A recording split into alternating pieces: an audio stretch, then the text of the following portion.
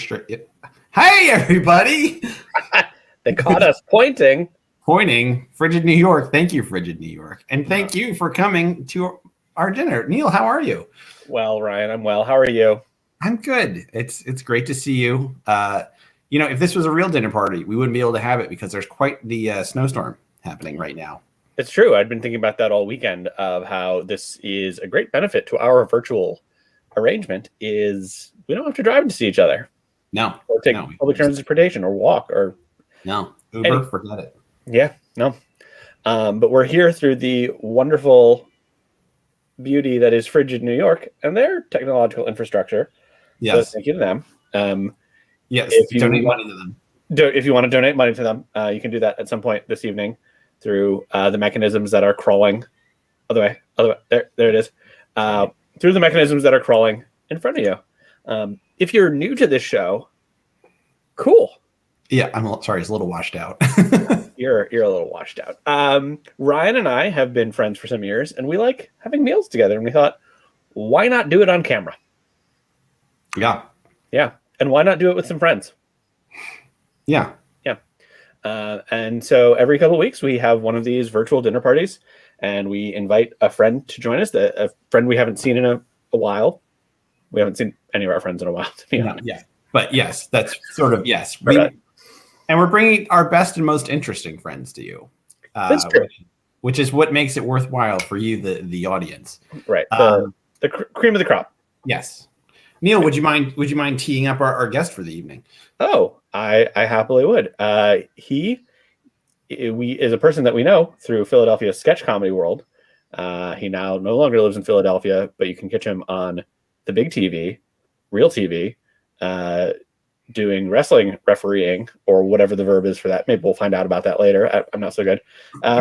Folks, it's Bryce Remsburg.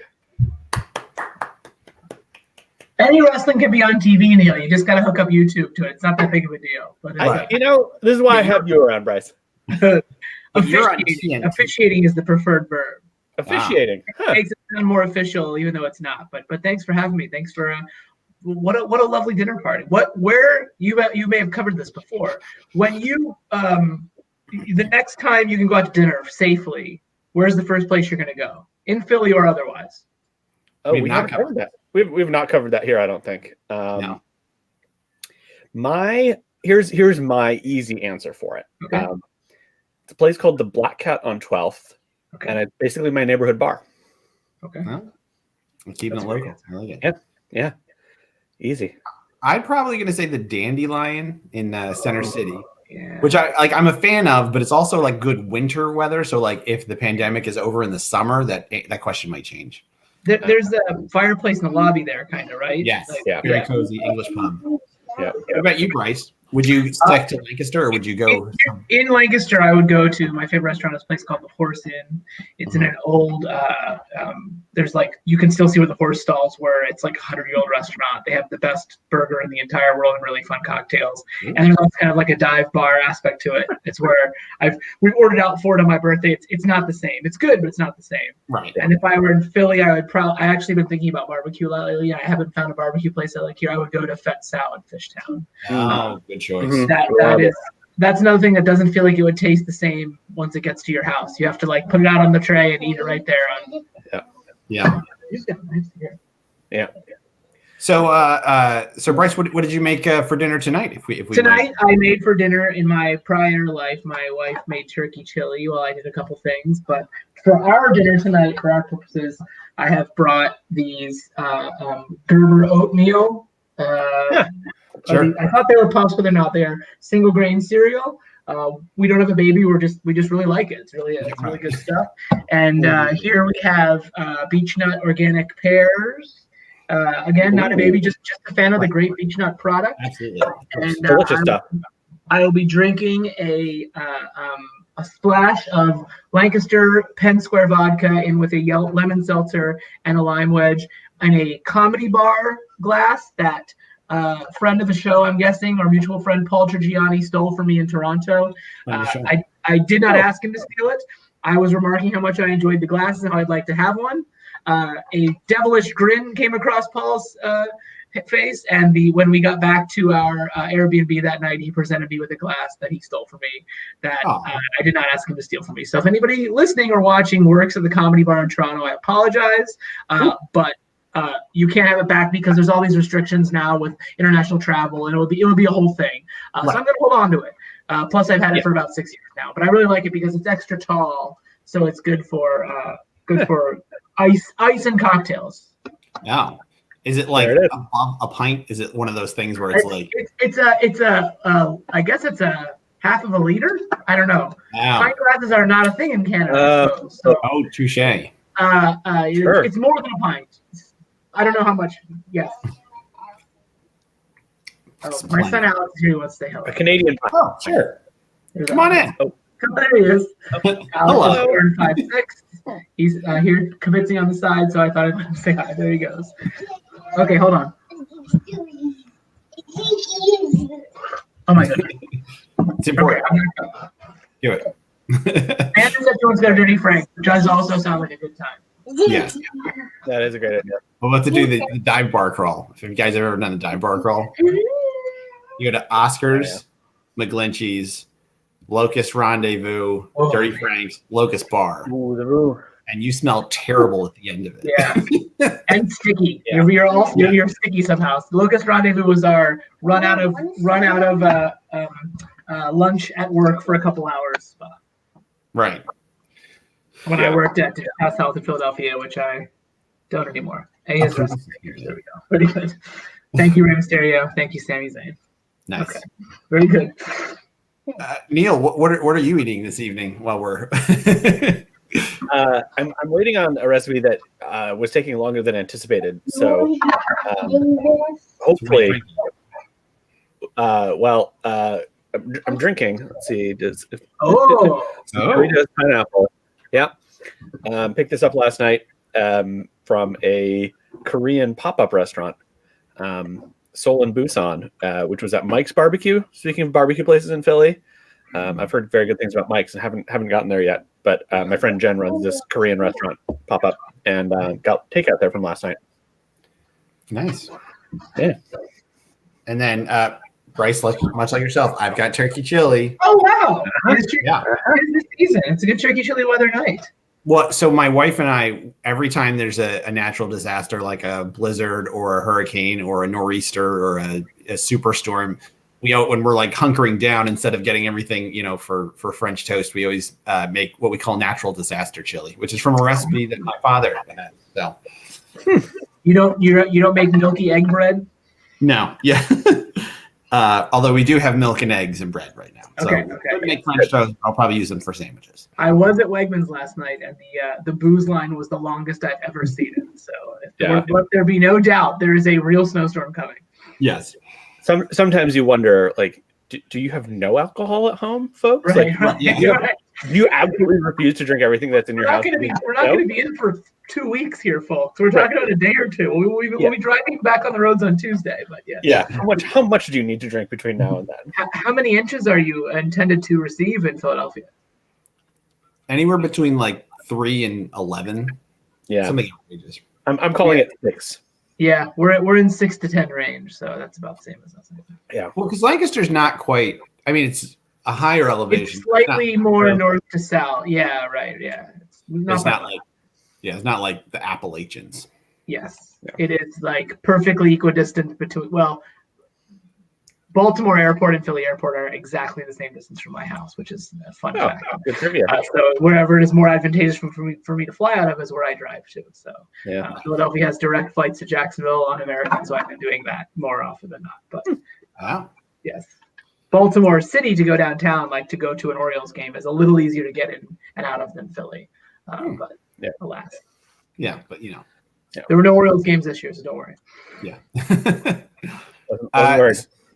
So Bryce, now that you're at our dinner, thank you for coming to our dinner party. We were kind of just wondering, what do you look for in a dinner party? Like what makes a great dinner party for you?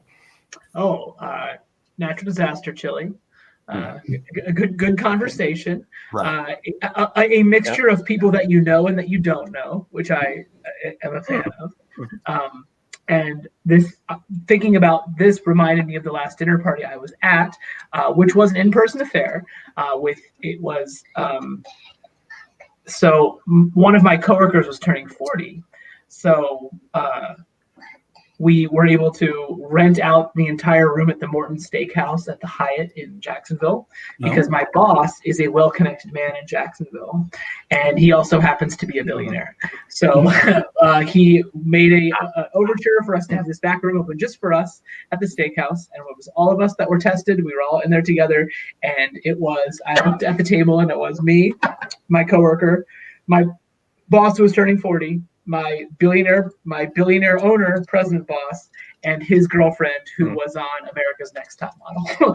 And I thought to myself, I don't think I should be at the head of this table, and something here does not belong at this dinner party. But so in addition to fine gentlemen like yourself, I also prefer billionaire NFL owners and people that run America's Next Top Model.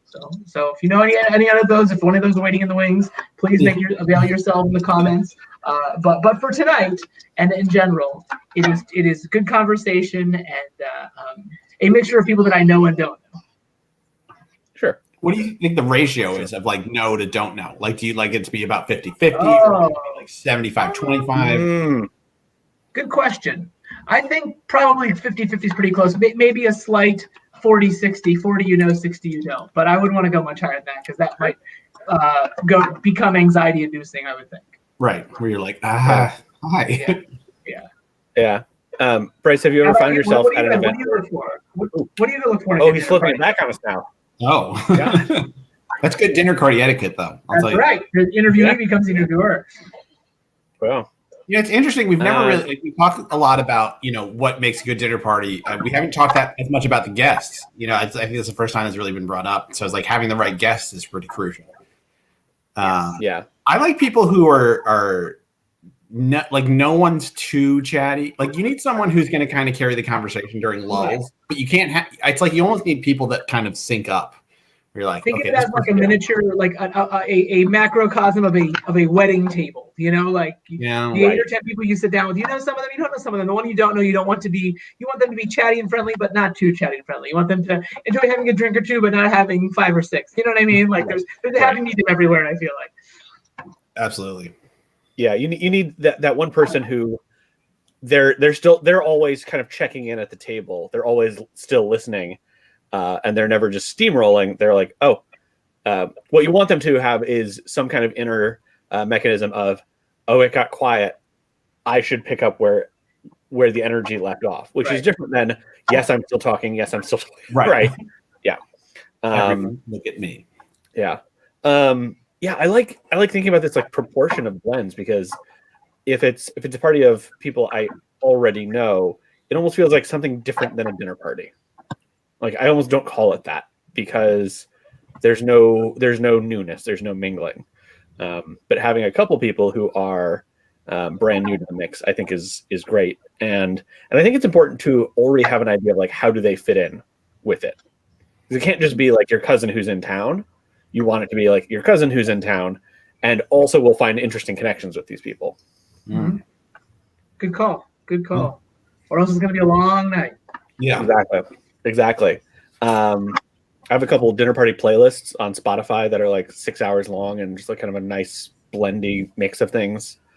Are they conversation starter songs or just songs that you like listening to?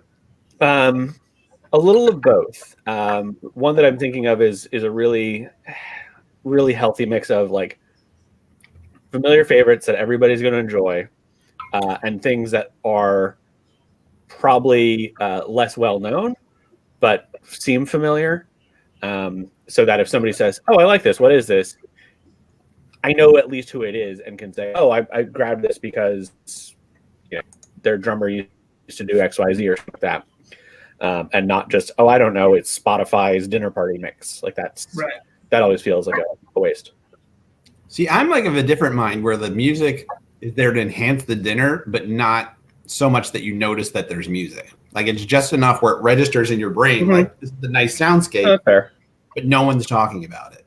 Unless it's like, I love this song.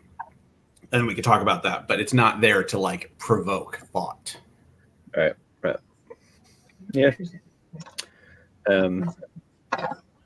Yeah. The other part about this that I really feel like I should have thought more about is the food.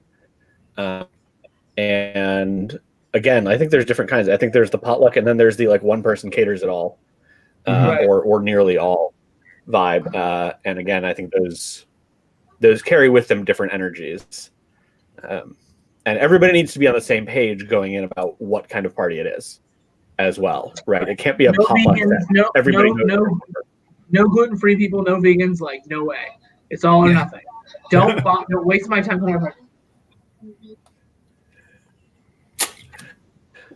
I had a friend who we were having a going away party for a friend of mine who was going to Spain, and we were making sort of Spanish inspired dishes. And we had a friend who is a celiac. So it's not like he's like, I don't like gluten. It's like, if I eat this, I'll die.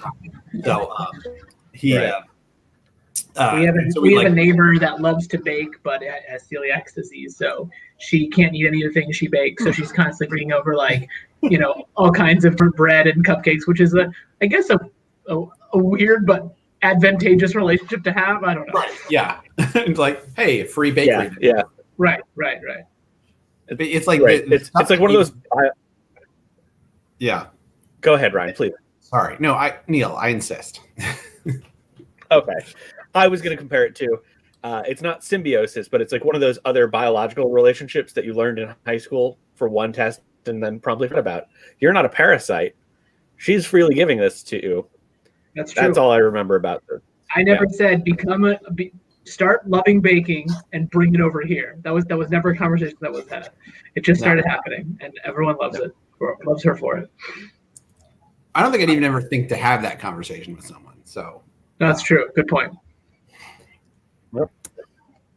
Yeah. So Bryce, you have like Ryan, you're doing it again. What did I do? You're stepping on it again. You start talking first. Is that becoming an issue with you guys? His name is first in the hashtag. Yeah. It's only that way because at the end connection. This is how things break up. This is we're seeing the beginning. This is John and Paul stuff. I know. Yeah. So, Neil, go ahead. I'm gonna just eat for a little bit. We just go nuts. Great. I still have no food yet, so that's part of what's driving me. Bryce, what's the best dinner party you've ever been to, or most memorable, or most unusual? I don't know. Oh boy. Maybe because it was recent, but the one at the private one at the Morton Steakhouse in Jacksonville with the NFL owner and an America's Next Top Model. She's lovely. She's wonderful. But she's beautiful. She's wonderful. But she makes great conversation. She's not like stuck up or anything. She's a perfectly great person to have dinner with. And I just kind of had a moment where I looked and I was like, wow, I don't know how I got here, but it was weird. So that I guess is the most memorable, I will say. And that was only 3 weeks ago, so that's fresh in my mind. But I'll say that one. Totally fair. As you know, as soon as I started out, I was like, I feel like you probably answered this, but maybe no. There may be another one, but that is it's dinner parties, and also because it was the only relative dinner party I've had in the last 11 months. So that was probably why it was such an exceptional one. Yeah. Are your gentlemen? Bryce, are your works closed? Can you not have work now, or can you work from home? Working from home. Okay. I can work from home. Great. Yeah. I've been typing away here in my home office for quite some time, and that was part of my work life before pandemic times, anyways. So cool. That's great. Not giant change. Yeah, super. Have you tried to Bryce, can you talk about your job? So I actually have 2 contracts with AEW. One is to be a performer or referee on screen, and the other one is to be a business coordinator behind the scenes, which is a lot of like booking travel, dealing with state athletic commissions, ratings analysis, stuff like that. And so that half of the job I was doing from home already, And I've continued to do that part from home. And it's been a little dicey when daycare was closed, but we get through it. But the travel, we took a month off when the pandemic first started because no one was sure how we could do this safely just yet.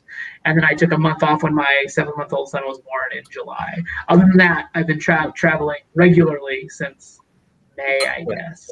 And it is weird, and it's weird to be in airports, and it's weird to be on airplanes, and you like play this weird lottery where whoever sits next to you on the plane, you're like trying to gauge if there's someone that's taking this seriously or not.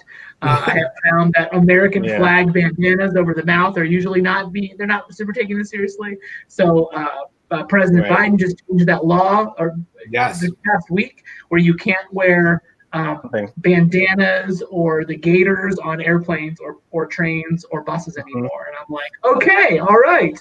A weird thing to be excited about, but my odds of getting COVID on a plane have gone down by 0.1% right now. So all right. We'll take the wins. We'll take the wins. Yeah. I did experimented with flying at weird times, trying to figure out when there's no one on the planes. But they've canceled so many routes that almost all the planes that run are almost full. So it is what it is. You just double mask, put your head down. It is too stressful to sleep on a plane for me, at least. So I read and I wait for the flight to be over. It's over, and it's over.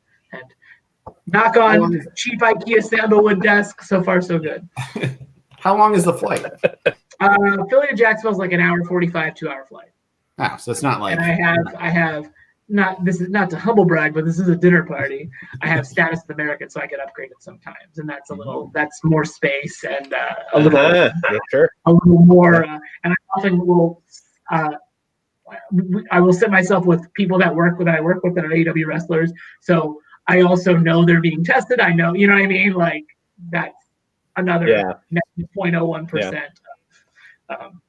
But is that a perk of your business coordinator role? Yes, exactly. That you're able to that a little bit? I book flights for between 80 and 100 people every trip.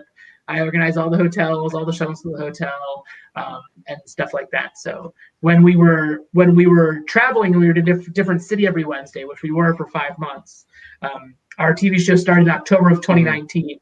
We did 23 episodes of like a different city every Wednesday, which was crazy. And my job was a little more complicated. And we've since done, I don't know, almost a whole year's worth, 45, I guess, weeks of stationary pandemic episodes. So 2/3 of the life of our show has been inside the confines of a pandemic. And we've when this started, we thought it'd be a couple of months. We had a show coming up in Philly in April of 2020. We moved it to August. No problem. We moved it again to April of 2021. It's not going to happen again, and we're going to bump it again to September of 2021. So we have postponed some shows 3 times now. Nice. But we had a full slate of 3 months worth of shows booked.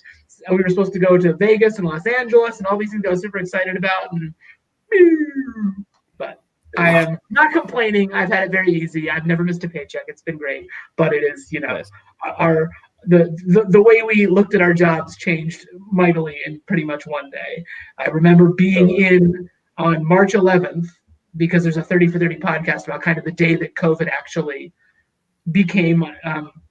We were in Salt Lake City, Utah, and we went on the air. We had to go on the air at 6:00 local time because Dynamite has to air at 8:00 Eastern time and 7:00 Central time. So no matter where we are in the country, we have to adjust the start time to match that.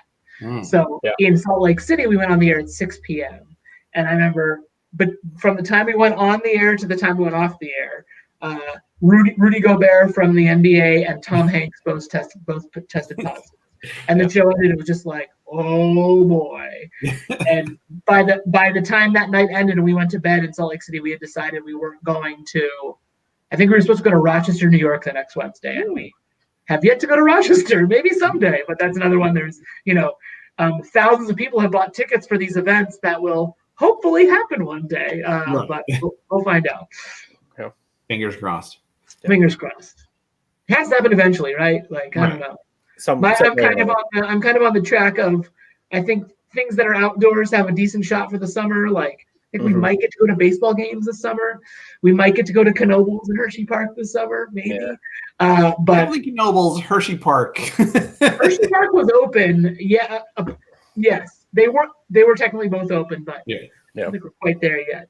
And I think Labor Day seems to be kind of the barometer going around our circles of like, we'll maybe have people in the arenas again. So we are falling behind what the NBA, the NHL do, because they are, we don't want to be the first ones to jump into this. Nope. If they find a system that works for them, we will follow suit slowly but surely, but safely, I would say. So September seems like a safe bet, but again, who knows? Right. Are either of you on a fast track to be vaccinated? No. Not particularly. Yeah. Phase 2. Phase 2. Yeah. Not even no letters. No one whatever. I think I'm 1C. Okay. Right. Yeah. 1C. Yeah. Ooh, genetic challenges. You can say you're 2A, Ryan. It's okay. Nobody will know. Yeah. Nobody knows what it is. It's a crazy. Yeah. It seems like a silly system anyway. So. Yeah. Right. But it is fascinating to see, particularly with the help of social media, like different friends in different places around the country with different levels of jobs. Like my friend who's in New York and he's a professor. He was in like at the equivalent of, I guess, 1B in New York because he's supposed to go back into in-person teaching, but that puts him in the same category as like corrections officers. And Right. you're like, who's drawing these lines up exactly? Yeah, right. My friend, the literature professor, and okay, sure, all right, Right. You got a club somewhere, so yeah. And then like some people are like, some states are in 1A, some are they're still in 1A, some are in 1B, some are up to 1C, and you're like, how do we, like, someone could just figure this out. I feel like someone should have figured. There's more numbers, like there's more numbers in the world than 1 and 2. Right. Like, alas. Yeah. Sorry to bring the dinner party down, boys. yeah. So how did you get into refereeing? No, officiating. So I was a Officiate, wrestling fan since I was 8, and then when I was about 15 or so, I discovered independent wrestling, which is like, to put that in perspective, if all you knew about music was going to see U2 at Lincoln Financial Field, and then one day you got to see a band you never heard of at The Fire, or insert small venue here. The TLA is almost even too big, and in Philly. Yeah. And then like realize there's a whole other world of music. It's not just what you see on MTV. It's not just giant concerts. It's like the small independent vibe. So that when I was about 15 or 16, I was around the time I could start drive. It's like, you can reach up and touch the ropes and get in the ring at intermission. And like these guys are landing in your lap and there's no guardrails. It's like, wow, like this is for me. So one of my favorite wrestlers opened up a school in Allentown when I was 19, which is, when you're 19, you're at a great, your life takes intersections, and my intersection was to sign up for pro wrestling school. And I'm gentle and not athletic at all, so I decided to become a referee. Also, it cost half as much at the school. I was like, oh, I'm going to save this money here. And I trained a referee, and this is the spring of 2002. And I just kind of freelanced like around the country. I had independent refereed where I was, taking my own bookings. I was my own boss. I would negotiate all my own rates and stuff. And I became, I guess, well known enough that I had refereed in 35 states and 9 countries. And then I definitely made a concerted effort to slow down once my kids were born. My first kid was born. And it was kind of slowly becoming this hobby that was becoming a smaller percentage of my life. And then AEW was created, and they asked me to come freelance for them for a couple shows, and it went well. And I got hired full time in August of 2019. So I'm in year 2, I guess, ish, about halfway through my 3-year contract. And it's, literally like this job that I have, I couldn't, like, if you asked me 5 years ago, my dream job is, I wouldn't have even been so specific as to how much I love this job, because I couldn't have even like articulated and verbalized what my perfect job was, because it literally didn't exist, and it exists, and I have it, and it's like the coolest thing in the world. All right. Yeah. I love that. Yeah. So yeah, I like traveling, and it's kind of like I had if there was a college course for for professional wrestling refereeing. I had my bachelor's degree, but now I'm getting my master's degree. Now I'm working with, Chris Jericho and Sting and these guys I literally watched when I was a kid. And like all of my little my goals list in AEW, I've checked just about all of them off in a year and a half, which is crazy.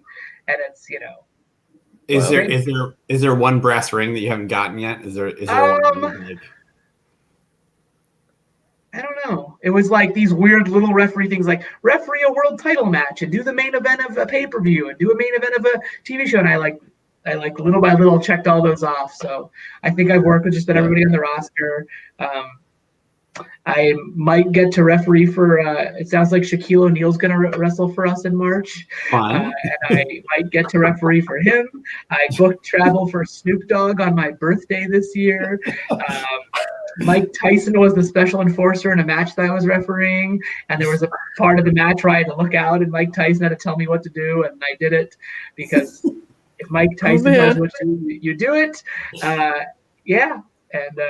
And on Christmas Eve, I was brushing my teeth, and my phone rang, and I was like, "Who's calling me on Christmas Eve?" It was Sting. It was Hall of Fame wrestler Sting. So I took the call, and he apologized, and he asked me a very simple question about his flight, and I changed it. And he was a surprise for us. So only like 5 people in our company knew that Sting was going to start with AEW, and I, because I had to book his travel and his hotel room, was one of them.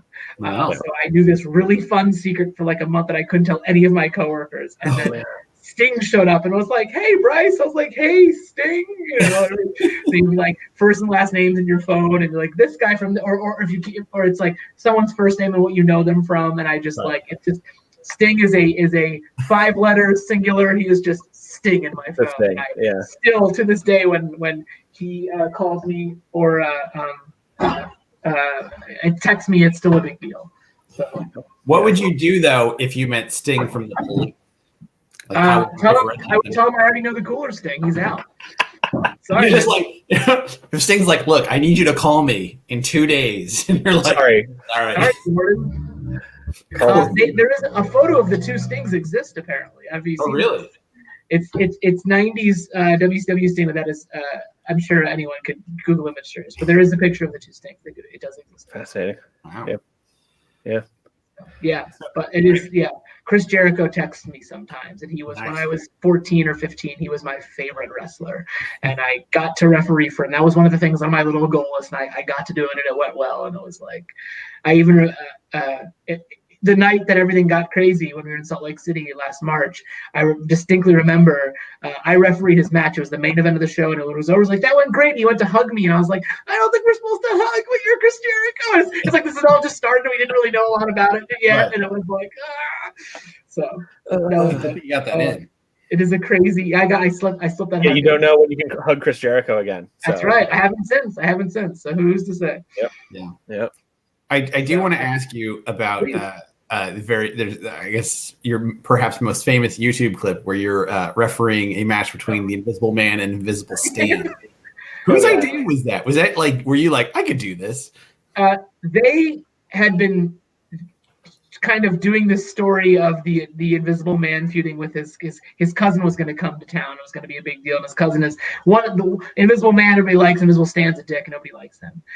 And they kind of realized they had backed themselves in the corner. They had to have a match with 2 invisible people.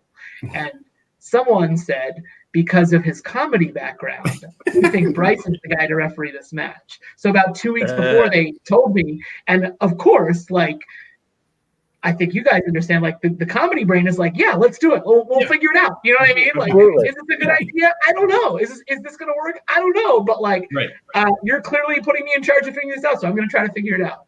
So I kind of mulled around for 2 weeks. I wrote it out like a stand-up set.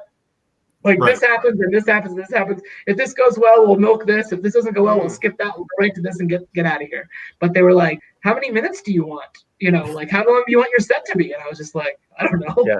So I think we budgeted for 8, but ended up going about 10 because luckily, I don't know if you watched it, but the crowd is the star of the show. Like, had the crowd not been into that idea, that would have been a long 10 minutes for Bryce. And it probably would have been more like 2 minutes. Yeah. But that is a testament to their fan base and those crowds. And that was, that was like a rock club in Jersey City, New Jersey at like, I don't know, 11:30 at night on a Friday, like 2 years ago. And yes, that is the first day I met Tony Khan, who owns AEW, was like, I love the Invisible Man match. I love it. And I was like, okay, if you're okay with that, we're going to get along this quick, because that's pretty ridiculous. So I don't know if you're going to be seeing it on Diamond anytime soon, but that was definitely the most noteworthy thing I had done 17 years into my career. Oh, funny. So yes, it's on YouTube. If anybody wants to watch it, I some days kind of forget it happened, and then someone will mention me on Twitter and say they just discovered it for the first time, or someone will be like, I watched this, I didn't realize that was you. And I like to tell the story. This isn't true, but I like to tell the story. That match got me hired for the AEW. That was my audition. That's what put me on the map for AEW, which isn't true, but it's fun to tell. Yeah, it's fine. It's true. Yeah. It's true. We're all friends here. We'll post it on our page, so our millions of followers. That's right. Now it's gospel. There it is. Yeah. Bryce, other than wrestling-related things and presumably children's books, any media that you're consuming these days that you're like really into? My pandemic binge watches have been What We Do in the Shadows, which I think Paul Trigiani recommended to me. Letterkenny, which I know it took me so long to get into Letterkenny. My wife and I love Letterkenny. I watched The Good Place. My wife had already seen it. I watched The Good Place for the first time. And we are getting ready to start Ted Lasso, I think. We have finally, everyone has heard, you have to do Ted Lasso, you have to do Ted Lasso. So we decided to do Ted Lasso. And I guess we're rewatching The Golden Girls to fall asleep too, because it's on Hulu. They took Cheers and The Office away, those were like our wind down 10:30 at night. My wife will just watch these. If we fall asleep, it's okay because we've seen them a million times. We're going back through Golden Girls now, and I highly recommend the Dr. Ruth documentary on Hulu. It is delightful. And in the opening scene, she asks Alexa who she is. She says, Alexa, who's Dr. Ruth? And Alexa tells her who she is, which is a really fun scene. Which led me sarcastically, mockingly, in front of my wife to ask Alexa who I was. And much to my amazement, she knew. So wow. Yeah, right. I'm done. I was literally being like a smart aleck in front of my wife, and it worked. Whoa! So, if we ever have dinner parties again at my house, that might happen. Do you have a Wikipedia page yet? If I have the lights in this room, I do it right now. But I don't have one. Yeah. Do you have a Wikipedia page yet? I feel like that's I don't know. Probably. I guess. I don't know. I haven't looked, but I'm guessing that someone. It's the sort of thing that you never should look up for yourself. Yeah, I don't like the social media aspect, which is like a big part of our job. Like we're supposed to Instagram and tweet often and tweet about work and blah blah blah. We're all in this app where they push us like, here's the graphics and the stuff you're supposed to say about our show this week. So I understand the power of social media, but as far as like Wikipedia and stuff, I don't know, man. Yeah. I never really. I was always behind the times on that. I'm sure my life. My live journal still exists somehow. I imagine the world. Of course. I never deleted my Zanga page. Oh man, no. I think I did on purpose. Like this is bad. I know where mine is, and I don't like to think too much about it. Bryce, are you implying that you have seen the entire series of the Golden Girls previously? Yes, I've watched every episode of the Golden Girls. And Cheers. Like you did it sequentially at some point? Yes. Did completely sequentially, which doesn't really matter. Same with Cheers, but I realized that Cheers and Golden Girls are kind of the like they're the prototypes for sitcoms. Like there are, the characters different. You establish the characters. The whole an entire episode can be about putting this character that everybody knows and loves in a wacky situation, and it's never quite the same when they come out of their home environment. So Cheers is never the greatest when it's not in the bar. With the exception, there's a Thanksgiving episode that's pretty good, and the Golden Girls is never quite the same when they're out of the house. So I'm like, I've never tried to write a sitcom, but I would rely heavily on those tropes if I ever did. I feel. Sure. Yeah. It's interesting because I guess I sort of forget about like how sitcom history can influence other sitcoms. But yeah, there's something to we had one set and everything happened there. Sure. We didn't need to worry about New York restaurants and movie. Like I'm thinking of like Seinfeld in particular. Where sure. Getting a studio audience to the second location or changing the set and everything. Right, Like they didn't have the SNL wherewithal at their fingertips. Nope. Yeah, that's a great point. Nope. Well, it's like when you see like when they did like those like far shots on like Home Improvement, and you're like, this is the living room, this is the tool time set, this is the backyard. Yeah. You knew. Yeah. And now everyone turn your attention over here. Right. Just turn in your seats a little bit. Yeah. Yes. And laugh. Yeah. Bryce, something I learned from Ryan at our last dinner party was in his house, those shows are called palate cleansers. Yes. For the end of the evening mental sorbet. Yes. Yep. The Office, watching 30 Rock. Yeah. It hits you just in the right place before you go to bed for the night. We got the genesis of it was actually we were watching Dexter, and we were watching season 4 of Dexter, and John Lithgow was so creepy that we started watching Third Rock from the Sun just to John Lithgow is wonderful, a wonderful, delightful human being, and he's not going to murder us. He did the role of, I guess they did an elf read along right before Christmas to raise money for the Georgia Democrats for the primaries, and I guess James Caan, who is the dad? James Caan, it was the dad. He, I guess, didn't want to participate for whatever reason, so they got John Lithgow to play his part, and he was so good at it. It was amazing. Love that. Have you guys watched any of those read-alongs, those pandemic script reading things? I watched a couple. I watched the How American Summer one, and I watched part of the San Francisco Sketch Fest last night. Oh. Yeah, it's one of those things where I start watching it and then I'm like, right. You just watch the movie. Right. Exactly right. So, yeah.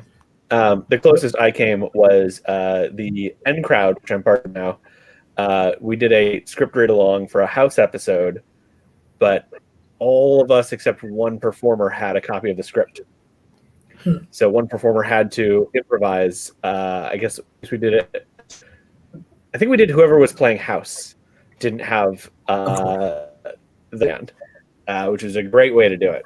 And I think more fun than the straight read, honestly. Right. Especially if it's House.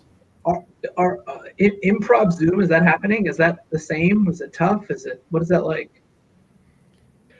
It depends. What's happening?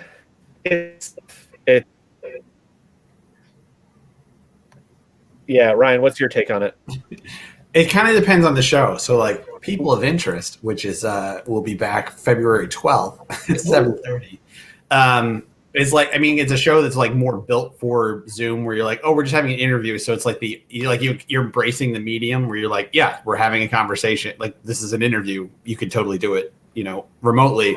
But I think like when you see people who are like, and now I'm touching your face and I'm, tweaking your ear or whatever. And it's like, it's not, you can't like, unless you like embrace it. And the only shows that I've seen have worked have been ones where it's like, yeah, you're in a Zoom and you're having this thing.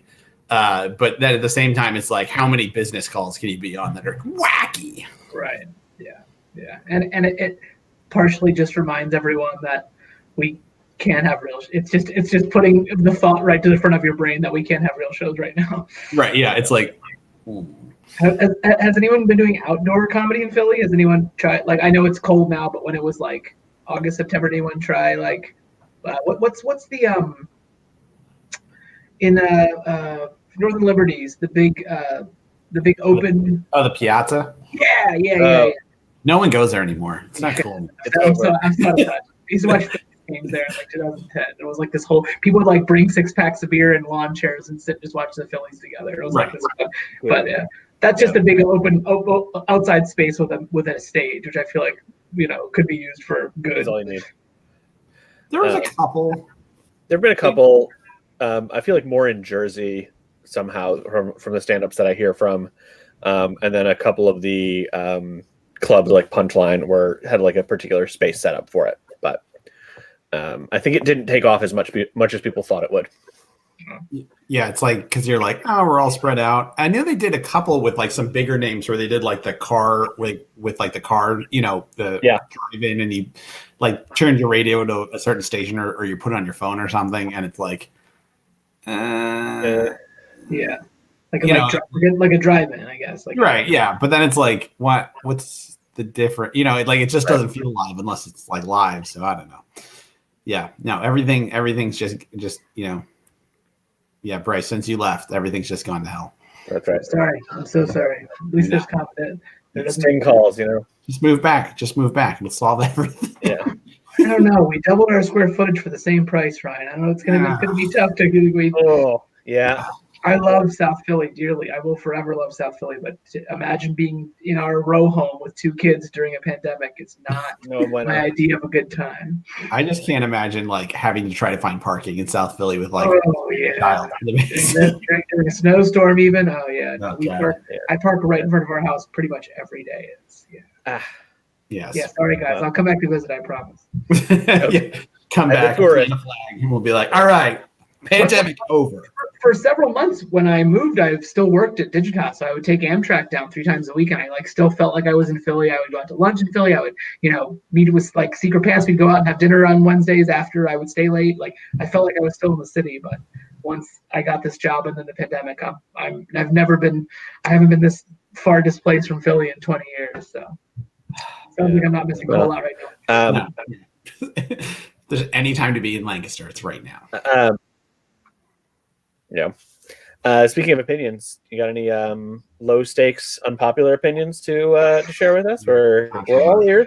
Unbelievable! You are unbelievable. I don't even want to be here. No, I didn't want to do this stupid Zoom thing. I thought it was going to be Ref Aubrey. Oh, jeez. No, you know what? I can't even. Oh God, I can't even talk to you right now. Every time. Oh God! So we're late. We're ruining the party. Does the thing say Samantha Russell in the thing, or say Samantha and Brian? I bet it says Samantha. I can't with him anymore. I bet it does. What did they bring? Did they at least bring something good? Huh? Did you at least bring a weird liquor of some sort? No. You know what? I'm sorry. We're being really rude. It's just that like for the past 10 months. It's been like 11 months. We can't agree on anything, and we've been at each other's throats. It's absolutely unbelievable. It's just like. But I want pizza. And I want Chinese. So let's watch a movie. No, I want a series. Pizza, Chinese, movies, series. Let's just get a divorce. Oh no! I want a nap. Well, I want a snack. Oh, now I want a snack. Well, I need a nap. Nap, snack, nap. Let's just get a divorce. Oh, let's just get a divorce. Bum, bum. Wow. Wow. Guys, don't know. You know what? I think we need someone to kind of mediate this situation. Yeah, you got to settle this. Which is the order? Like our whole marriage depends on this. Is it snacks before naps? Or naps before snacks. It's snacks, then naps. No, it's naps, then snacks. No, it's snacks, then naps. You fill the belly with blood. No. It's scientifically proven that if you snack before a nap, you will have nightmares and you could be pulled into the gates of hell. Jeez. No pressure. What? That's somewhere. Snack, then naps. It's the way I was raised. Nap, snack. All right. I think I'm gonna have to weigh in here. I'm gonna say you can be hungry. You can be sleepy while you're hungry, but you're not hungry while you're asleep. Wait, so what does that speak to? What's the answer? Which one's who's right? Nap then snacks. No, see? No, he's right. No, you take a nap. Yeah. Because you're not going to be hungry while you're asleep. And then when you wake up, you eat. No, but you're saying it backwards. It's snack, then nap. No. But you want I think satisfy the hunger so that when you wake up, you're not hungry. I think that's my... Exactly. Wrong. No, Ross says it's snack upon. Ross? Where does this come from? Oh boy.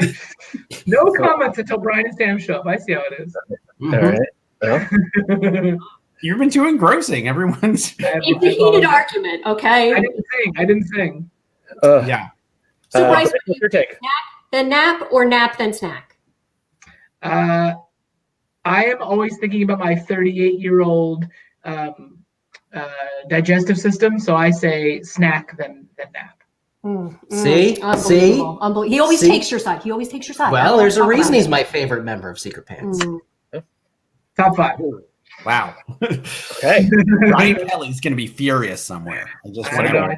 I think their household might have bigger problems, Ryan. All right. So what if you like? Well, what is this? What is the snack? Well, you got to go sweet, right? No. You got to go savory. Are you kidding me? Savory? What's wrong with you? You go sweet, then you take a nap. You take a nap and then you eat something savory. I think because of the snowstorm, it's going to be tough for one of them to go to a hotel tonight too. Yeah. Also true. Good thing we have 3 bedrooms. Good thing you have 3 bedrooms. Humble brag. Yeah. I think this might be. No, I think I'm a savory before a nap.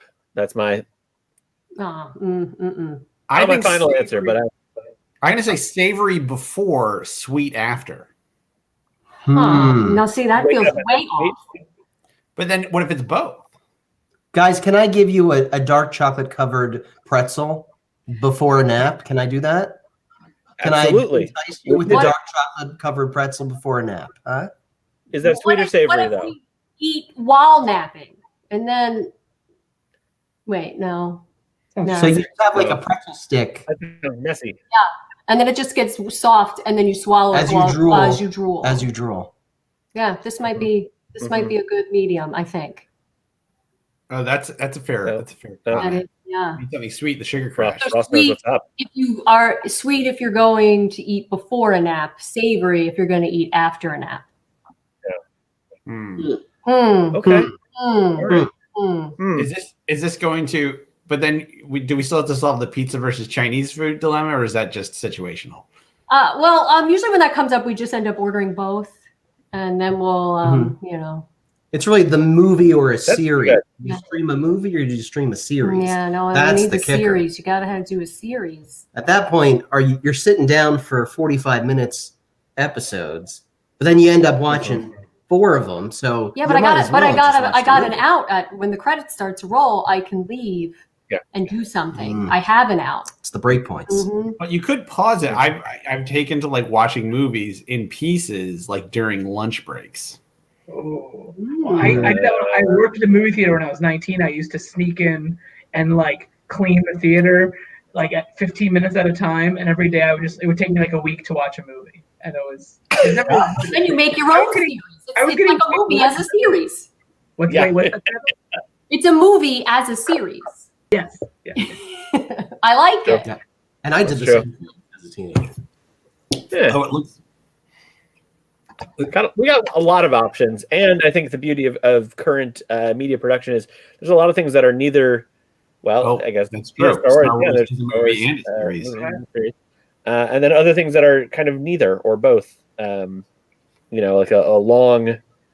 a long Christmas episode for something, or I don't know, a lot of the British shows that are an hour and a half long single episode, but there's only 6 of them. So.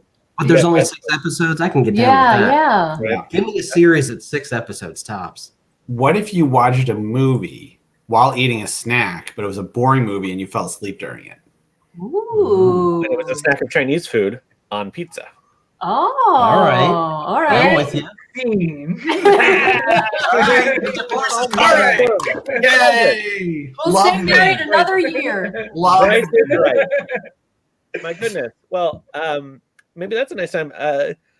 We could all have a drink together while we're winding down.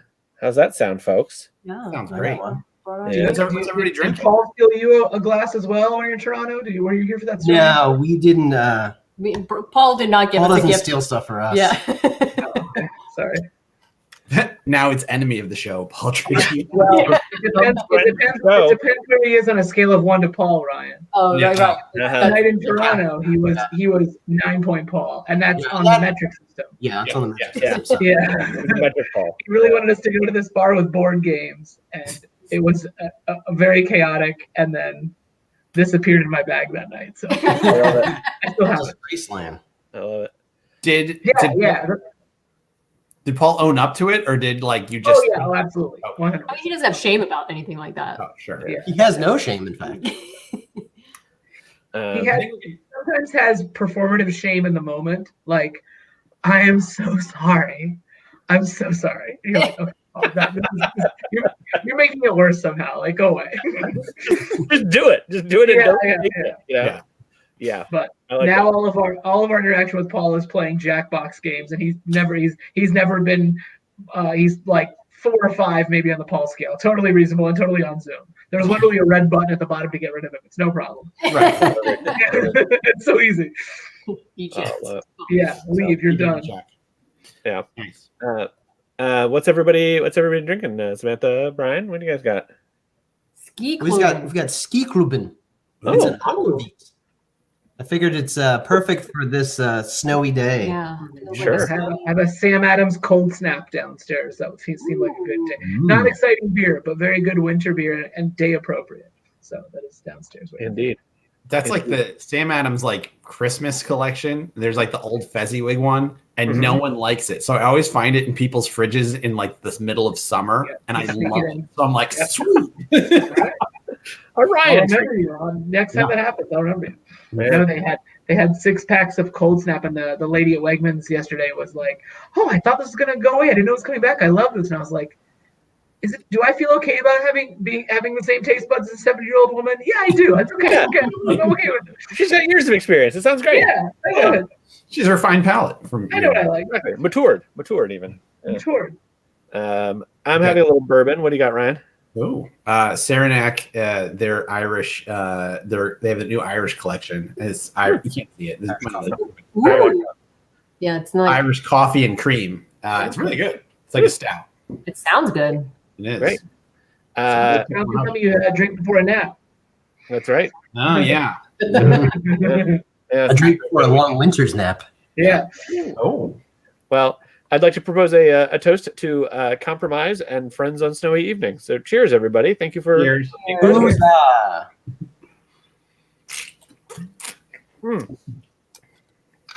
All right, I'm gonna go to a real dinner party now. Sorry, I felt we were talking. Yeah. Bunch of way downstairs for me. I don't care about. I figured if I was gonna hit COVID, I'd have got it by now. So let's rock. Yeah. Go ahead, Ryan, please. Do you guys, before we wrap things up, do you guys have anything you'd like to plug? Get your plugs in. Hashtag get your plugs in. I would love if everyone watched All Elite Wrestling Dynamite Wednesdays on TNT. We Know Drama, 8 p.m. Eastern Time, 7 p.m. Central Time. There it is, and that's my Twitter as well. But really, hashtag AEW Dynamite. And I say that sarcastically, but I say this really. If you have a preconceived notion of what pro wrestling on TV is, if you think it's like the Macho Man, or it's steroids and yelling and screaming, there may be some of that, but it's not the predominant version. AEW is TV wrestling for the non-wrestling fan, and I think Brian and Sam are maybe proof positive of this concept. So if you think wrestling's not for you, give Dynamite a try once. If it's still not for you, that's fine. But reset your palate and give it a shot, I would say. Love it. All right. And also, Bryce, I want to congratulate you on wearing that tie around your neck for the entirety of it. I cannot believe you did it. And I am just very impressed. I had a clip-on bow tie from a Secret Pan sketch I could not find this evening when I started looking for it at 6:55 when we had a 7 o'clock call time here on StreamYard.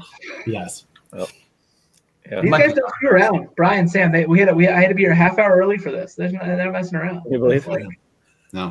I used to walk. I was prideful of the fact that I could walk from my bed on South Street to the stage at the Shubin Theater in 45 seconds. That is impressive. Yeah. It was almost like Zoom. Yeah.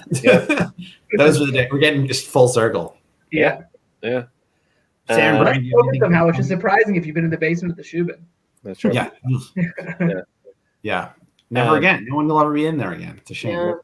Yeah. It's rats. Good. Well. Rats. Had a good run. Cockroaches. Plugs from you guys, Sam, Brian? I am currently on a podcast called Oh Snap. It's about WandaVision on Disney Plus. I know nothing about Marvel. Mike Marbach asked me to be on because I wanted to. I was watching the show, and so I am completely clueless. I also asked if Oh Snap was a Marvel reference, and everyone laughed and then did not explain it to me. And I just was like, okay. So I have no idea what's going on, but I enjoy the vintage television shows that they've been recreating. So listen to me add absolutely nothing to the conversation on Has it already started? Is there an episode yet? Or? Yes, there's already been 3 episodes, but 2 episodes of the podcast. Okay. All right. Nice. Super. Cool. And I have nothing to plug other than watch Beach Break on Wednesday at AEW. There it is. On TNT. TNT We Know Drama. Oh snap! If I can find an airplane to take me to Florida tomorrow or Tuesday, we'll find out. We'll see. Minor point. Might be driving this one, friends. Might be driving this one. They're already canceling flights on Tuesday, so my life and my job are going to be really fun for the next 2 days. So I'm glad we had this night. So yeah, let loose. Yes. Please, go out and collect some dinner party worthy stories for us. I'll see what I can do. Neil. Perfect. All right, Thanks friends. all We'll see backstage. Yeah. As it were. There we go. See you in a Brian minute. Sandler? Okay, tell them it's a bye. We'll see you. We'll see you all backstage, Bryce. Yeah. Yeah. Another wonderful dinner party.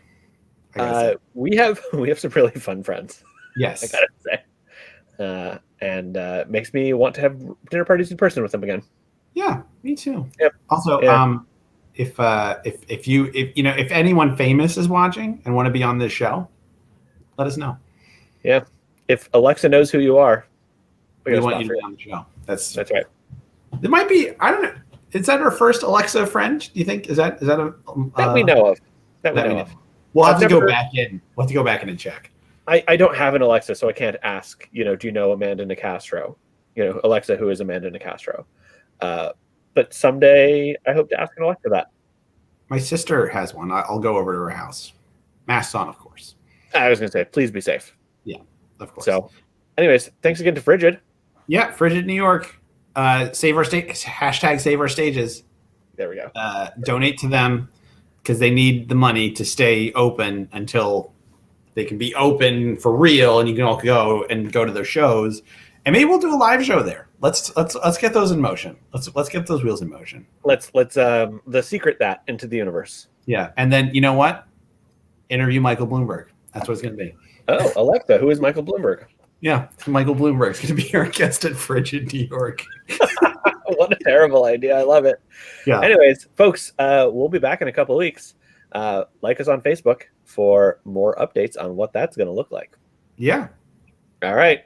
Good night, Bye, y'all. everybody.